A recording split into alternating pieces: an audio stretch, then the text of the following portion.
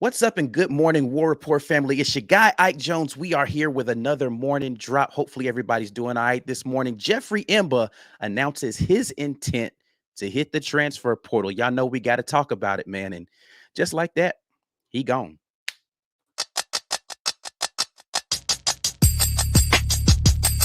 You are now listening to the War Report. Drop.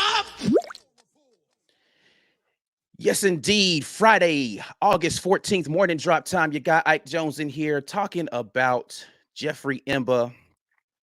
Made his announcement yesterday. He intends to hit the transfer portal. Y'all know we had to come in here and talk about that this morning. Hopefully everybody's doing all right this morning and smiles all around despite the news that I think a lot of people are disappointed by. Y'all know y'all need to go on, get in here and share the video. Make sure we get the conversation going amongst as many of the Auburn family as we can. You guys go ahead and pour in here your thoughts and comments. I'll be taking those and talking about those here in just a minute. Like the video and subscribe to the channel. Those thumbs up definitely do a world of difference when it comes to my self-esteem. I don't know about nobody else, but I do like to see the likes and the comments and the subscriptions going up. So we appreciate everybody who continues to do that. But let's get in here and talk about it. Jeffrey Imba, aka Thanos, only one season on the Plains after being the #1 JUCO recruit coming in. Two very highly touted JUCO recruits have not seen a lot of playing time so far since they've hit the Plains. Jeffrey Imba being one of those. And we definitely need to talk about it. Thought I was going to be rolling solo for a minute here today, but it looks like your boy is going to have company to talk a little bit this morning. My guy B Will jumping in here. What's up, man? We just said on the live. I was like, nah, man, he good. In my stand. And then you was like, oh no.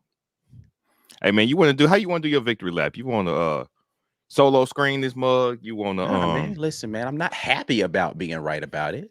I'm just saying that. Listen, I'm gonna be real honest. It was definitely one of those like string theory, tinfoil hat type of. I looked at a tweet that he put out and I was like, oh no. Yeah. But he seems to be kind of the cryptic kind of guy. When he made his whole situation last time where he was thinking about hitting the portal, he posted a very cryptic thing. And when I saw that, it was the Dr. Manhattan thing he had where I was like, everybody was like, oh my goodness, is he leaving? Like, but when I saw the particular tweet, I was like, this feels like a goodbye. It's now in retrospect, it does sound like a goodbye. Yeah. That's crazy, man. Well, you called it. Yeah, man. So I will say this. I have it on very good authority that I was wrong about the other defensive lineman who I said could potentially be a part of the transfer portal situation. I do not think that Aniche Sledge has any intents of transferring right now. So let me just put that out there. Yeah. Aniche, I think, is locked in. But hey, 1 out of 2 ain't bad. It's not. And see, the Sledge thing, I ain't have nothing about that. That was more so about he's got a bunch of potential. Hopefully he stays patient in the process. And I just don't know. I've never talked to him. And Nietzsche, if you want to come talk to your boys, we get to know you a little better. Maybe, you know what I'm saying? Just holler at us, Hey, welcome to come on here to Build and Report anytime you want to. The invitation is open to you. So always. But yeah, with Jeffrey Imba, man, like he was a guy that came in with a lot. Like, listen, we did a whole hey, we got him special live when he announced that he was coming in, and all of the great thoughts about him being this potential beast up front, a menace. I don't know that we ever saw that, right? Like, he got a little playing time. He had the one good play against Mississippi State, but I don't know that we ever saw this beastly guy out there dominating. More so, I mean, was it just about him not getting enough snaps to show that? Like, I just don't understand what the deal is with that. So he did kind of pump fake about the portal in the offseason. Did. Now, we just got through talking about this on Wednesday when guys commit to a coach at a place. Correct. All right. That's who they like. I don't know if y'all remember, but Jeffrey Imba committed to Auburn and Brian Harsin when we didn't even have a D-line coach. He was very much in line with whatever Harsin was selling, and Harsin as the type of coach that he was. He was down for that. I'm not saying that makes Hugh Freeze a less likable coach. It's just that's not your coach. Things change so quickly. NFL coaches get fired, right? But I'm getting a paycheck all the time. My livelihood is now based on what this team is gonna cut me this check after this game. So whether I like the head coach or not, it matters a little bit less. Could you have me in a scheme I don't like? Sure, you could, but it still benefits me to go out there and perform because whether I am happy with the scheme or not, I'm getting paid what I think I'm worth or what my play has shown that I'm worth every time I go out there and get on the field. In college, you are very much fighting to get to that point. You have to, number one, get on the field, and you have to get on the field as much as possible. We don't know if Jeffrey Imba was happy with what his playing time was projected to be. We don't know if they have had conversations, hard, tangible conversations with these people about where the coaches feel like the players are and how they need to work to get better or how they need to improve before they see playing time on the field. These are things we have no idea how they're working. Right. We have no idea if they said, hey, well, we're going to go and get another defensive lineman. We think we got a beat on another defensive lineman.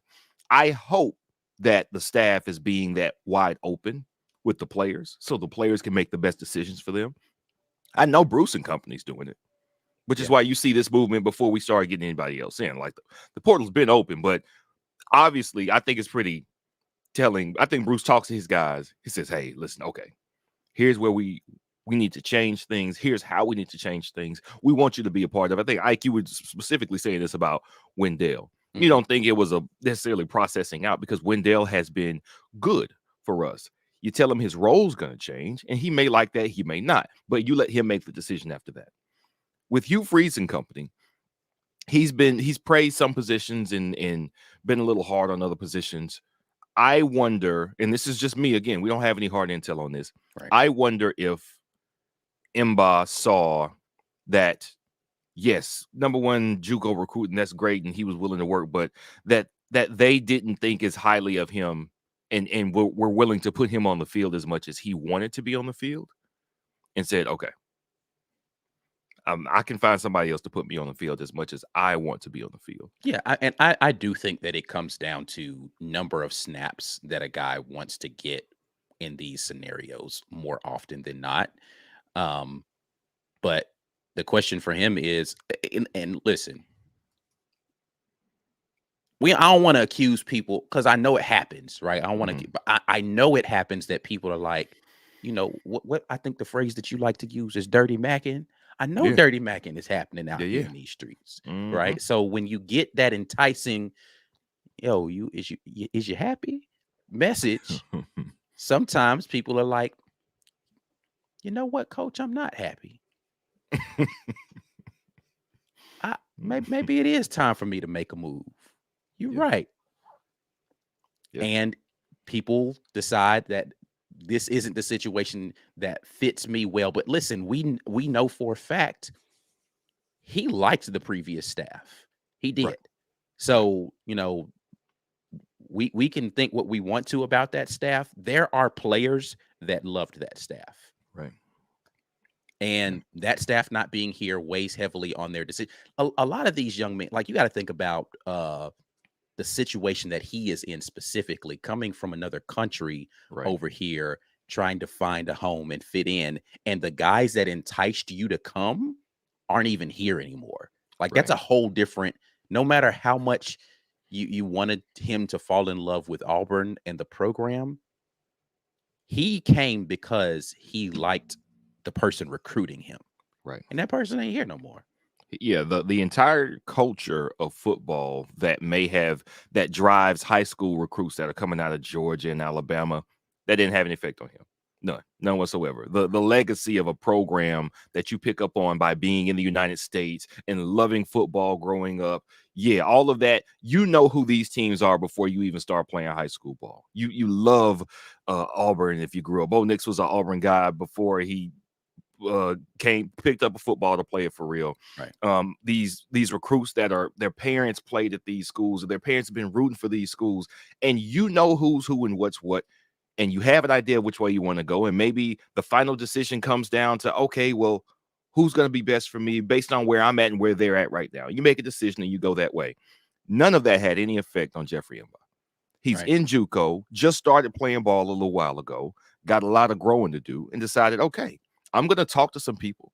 Whoever seems like I like them the best, I connect with them the best, that's where I'm going to go. And so you had to then trust somebody that you connected with. You're going to get me to where I need to go. And it's not based on what you may have done before now, because I don't really know what you've done before now. What could you tell Jeffrey Imba about who Saban has developed or who Kirby Smart has developed that would make being there more comfortable for him? Nothing. Not really. I just got in the United States. You got to, you talking about the NFL. Like, listen, man, I just want to like where I'm going and walking around every day. So there is some value to the people when you commit to them, there's value in keeping them around. Of course, we saw all the Gus talent get out the door first year Harsin. Everybody was like, oh man, it's terrible. I don't think it was that terrible. I think they didn't like Harsin because they weren't Harsin guys. That's it. It was a simple story. And I think this is an issue where I don't think Jeffrey Imba dislikes Hugh Freeze and staff, but I think this comfort level changed once the staff got in. And that's a part of the game just as much as anything else that happens in football. So he's moving on, and best of luck to him. Yeah, definitely best of luck to him. I don't hold any ill will towards the young man. Glad that the SEC transfer rule exists the way that it does, because if he does determine or it does grow into being the beast of a player that he came in with the hype with, we won't have to see that man. So I'm looking forward to him doing great things in the Big Ten or the Pac-12 or the ACC, whatever he decides to do. Yeah, just don't do it in the SEC, bro, because I'm not trying to see that. Yeah. What I am trying to see is you guys head over to the Rogue Shop. You go to rogueshop.com using code rapport and transfer some of your money from your account to them, and they will be thankful for that. We will be thankful if you use code rapport, because that lets them know that we're the ones that sent you over there. Plus, you get a little percentage off. That doesn't hurt, right? So hopefully you guys head over there. RogueShop.com is America's #1 online dispensary for all your herbal supplement needs. Head over to RogueShop.com. We are going to head over to the comment section and see what you all have to say about one Jeffrey Imba taking his talents to somewhere and leaving the transfer portal. B Will's forehead gets us jumped off with a super chat that says, y'all are in my top, I think he meant 5 favorite bald people. Thank you so much. I appreciate that. A lot of bald guys out there in the world, and being in the top 5 definitely warms my heart a little bit. Definitely appreciate that. Albies Weagle, I actually considered titling this live Imbi, but I went in another direction. But thank you for giving me the opportunity to say that on camera. To make it perfect, you should have put the apostrophe in there between the M and the B. Then it would have been perfect. It's still very good. Still very good. Chris Sanders says, so we're not a French school, apparently, talking about Johan Traore transferring after one season, and now Jeffrey Imba transferring after one season. The French exchange program has not been kind to Auburn thus far as athletes. It has basically been a place of overhype and underachievement and then transfer. Yeah. I don't even want to call it underachievement in Imba's case, because it's not like he got a lot of playing time. I think that Johan probably had a better opportunity that he just wasn't able to capitalize on than Jeffrey Imba, but definitely didn't see the manifestation of the hype on the field from either of those two young men. Sad to see both of them go, because I do think they both have a ton of athletic potential, but potential ain't always what it's going to be that gets you on the field. You got to, at some point in time, start showing something to a coach that says, okay, this can translate. And Maybe he just never showed that, and we'll see where it goes from here on out with his future. John Brandon jumps in and says, Imba is big and strong, but that's not enough in this league. Pretty much what I was just saying. He hadn't played much football in his lifetime and just didn't seem to pick up the critical fundamentals of the position. I mean, listen, I don't know much about whether he was picking up fundamentals or anything like that. I didn't get to see him very much in the game to be able to gauge that. Haven't talked to any coaches about what his progress was. So maybe you guys have more intel on, how he was as far as fundamentals are concerned. But I don't have enough tape to make any serious evaluations of his fundamental abilities in the game. Definitely has all the raw physical potential, though, in the world. So, let's see who else we got in here. James Barnett jumps in and says, fellas, do you anticipate any more surprises of guys leaving? I think it just confirms that we have way more talent than what we are given credit for. Just my opinion. I definitely think we're going to lose at least a couple that we don't see it coming. At least. I think the ones that everybody expects will probably go, but I also think some that we just like, what? Wait, what? Are going to happen too. This is one of those. You don't feel terrible about. Let me reword this. Losing Imba is a case of losing out on whatever his potential was, not what his realization of that potential was. So it's not like I can say, oh, well, man, we lost, a definite 5 sacks and 10 tackles for loss. Like, I can't say that because he didn't get a chance to develop into that. We were hoping that he got there, that this was the year he could turn that corner, but we didn't. So if I'm looking along the same lines, who has potential but has not proven it yet? Because if they've already flashed that potential, then they're going to be in the rotation is what I would expect. And it would be a huge surprise if somebody who's flashed potential is going to leave. So I'm trying to think if there's anybody who has not yet flashed potential, but we expect them to be good and they depart. Robert Woodyard would be one that I would shed a grown man tear about, because he seems to be rounding into the shape of the type of linebacker that we haven't had probably since KJ Britt. And that is a hitter and a thumper. And I say KJ Britt because of how hard he could hit. Jacoby was an amazing linebacker, but he was the instinctual peak of linebacker, I think. I still think KJ Britt was a harder hitter, and I think Robert Woodyard is going to be a harder hitter as well. That would be, and the only reason I bring him up is because he has not necessarily cracked the top 2. And I don't know if it's guaranteed that he would. I would expect to put him on the field because he would be in the rotation. I would put him in my rotation no matter what. I am not the linebacker coach, though. But that's another guy who we expect him to turn that corner this season. And if he leaves, now I'm getting worried. Now I'm throwing up my hands like, what the hell? But we don't know every aspect of what brings these guys to these decisions. So let's just hope that whoever we lose, it really is a situation where it's better for them and they can find more playing time. They can find more spotlight wherever they're going than here, because I mean, it's a part of the program now, man. I need to get on the field to show well for NFL recruiters, and I need to get on the field to maximize my earning potential while I'm in college. Yeah. If you go to to your NIL collective and say, hey, I know I'm better than that guy, they're going to say, hey, nobody knows your name.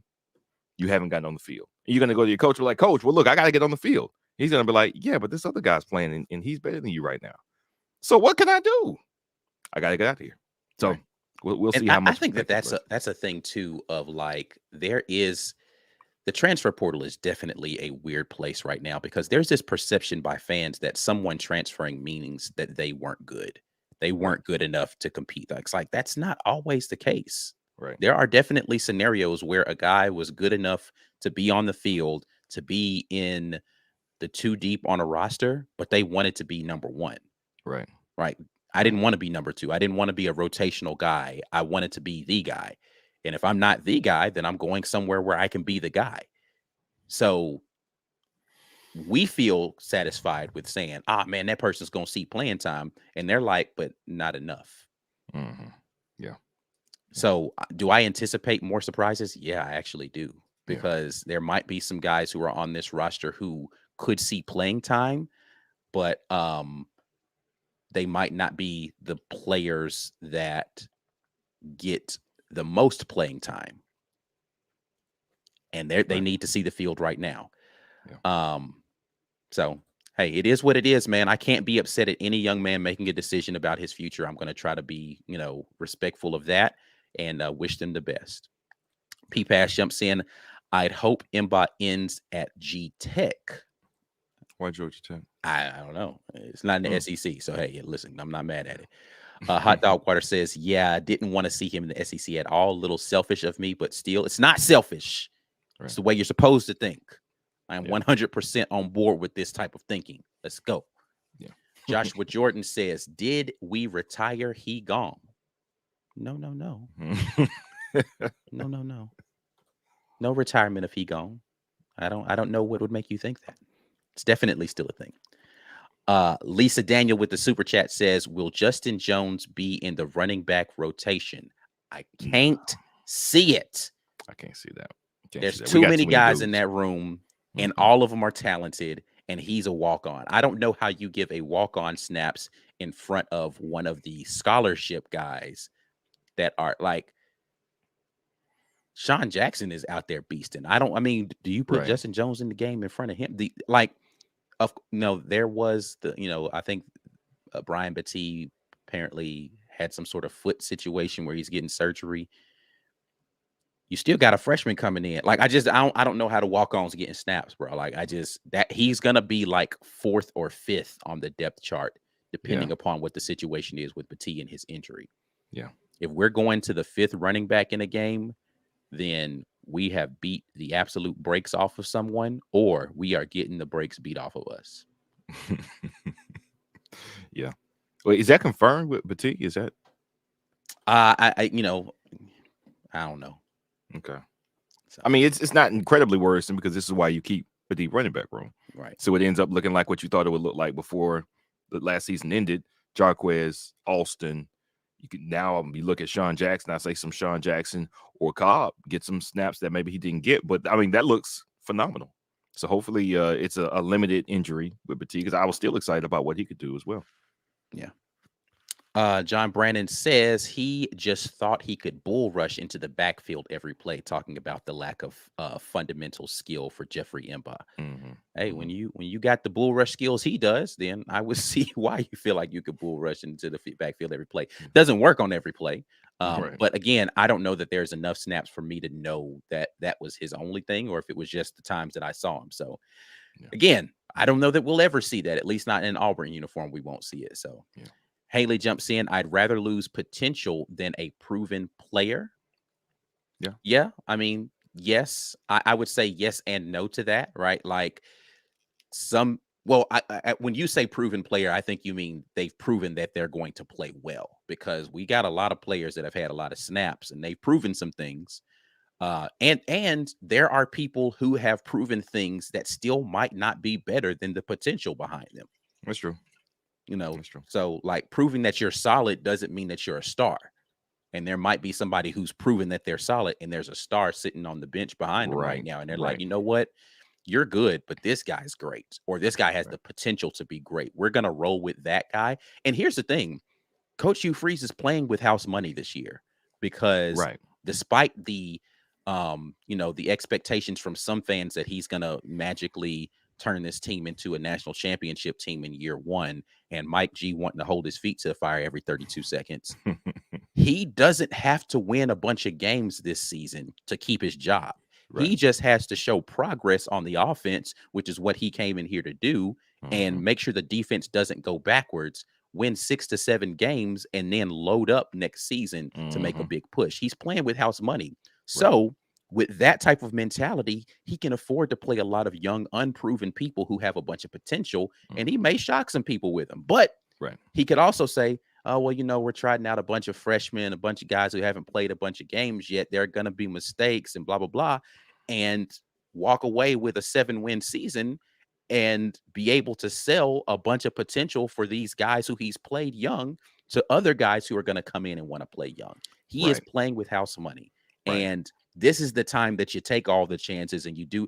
He might be going for it on 4th down a bunch of times just because I don't want to see. me be clear. Though I started to say that phrase, Coach Hugh Freeze, if you do happen to watch the program, I don't want to see that because we just dodged the lane train.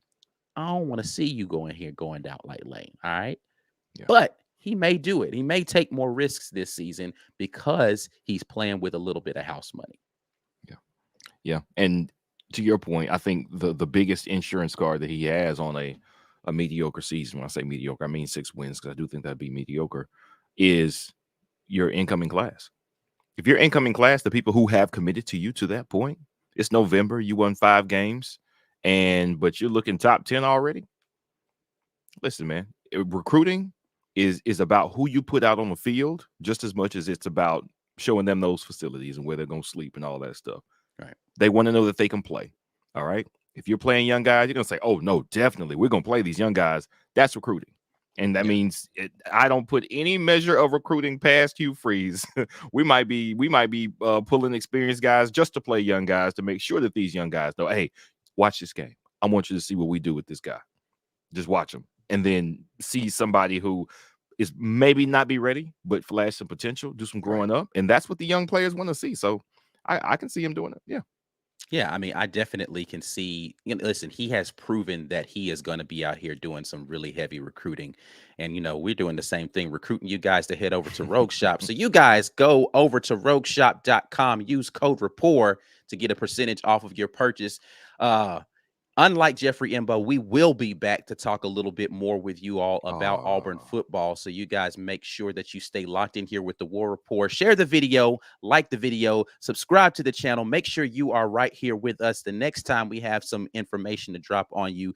The next time you'll see us, unless something crazy happens over the weekend, is going to be on the Weekend Tailgate Sunday. We are about to get out of here. We appreciate you guys for rocking with the War Report. Till next time, as always, War Eagle, peace. Peace.